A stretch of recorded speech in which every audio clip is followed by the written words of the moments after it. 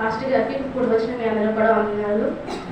నా ముందు చెప్పిన 4 మాటలు కూడా చాలా చక్కగా వివరించారు, వారికి కూడా వందనాలు. మనం 5వ మాట ప్రారంభించే ముందు చిన్న ప్రార్థన. స్మైల్ వచ్చి చేయవలసిందిగా చెప్పవచ్చు.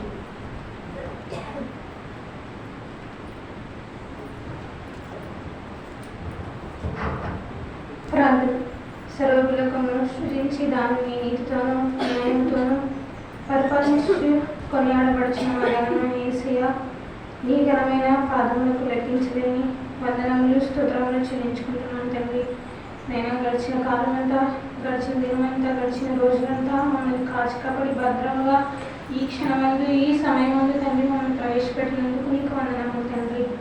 నేను అదేవిధంగా తండ్రి ఈ మంచి శుక్రవారం రోజున తండ్రి మాకు ఇచ్చిన ఇట్టి భాగ్యమును బట్టి నీకు వందనములు తండ్రి. ఈ దినమున తండ్రి చాలామంది తండ్రి అవివేకముతో అవిజ్ఞానముతో తండ్రి ఈ శుక్రవార దినము తండ్రి పాటించలేక తండ్రి అర్థమును తండ్రి వారు తెలుసుకోలేక తండ్రి ఎంతో తండ్రి పాపంలోనే వాళ్ళు ఉంటున్నారు తండ్రి. కానీ మాకైతే తండ్రి ఈ భాగ్యాన్ని మాకు దయచేసినందుకు నీకు వందనములు తండ్రి.